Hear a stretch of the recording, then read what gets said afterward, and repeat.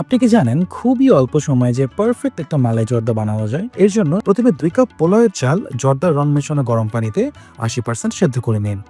চালগুলো ছেঁকে পানি ঝরা দিয়ে ওইদিকে মালাইটা বানিয়ে নেই। For the malai I am using ২৫০ gram Dano delight full cream milk powder. Details এর এক্সপার্ট। মালাইয়ের জন্য কিন্তু বেশ ঘন করে দুধটা তৈরি করতে হবে। এবার ১ চা চামচ কাস্টার্ড পাউডার মিশিয়ে সময় নিয়ে ঘন করে মালাইটা বানিয়ে নেই। যেহেতু আমি বেশ অনেকটা দুধকে মালাই বানিয়ে শুকিয়ে কমিয়ে নিয়েছি, তাই আলাদা করে মিষ্টি অ্যাড করার কোনো প্রয়োজন নেই। দুধের সুইটনেসটাই এনাফ। এবার ২ টেবিল চামচ ঘিয়ের মধ্যে আস্ত গরম মশলার ফোড়ন দিয়ে সেদ্ধ করে রাখা চালগুলো দিয়ে হালকা ভেজে নেই।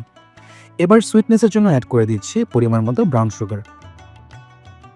এবার কিশমিশ, বাদাম কুচি ও ২ টেবিল চামচ Dano delight full cream milk powder দিয়ে ১০ মিনিট ঢেকে রেখে দেই।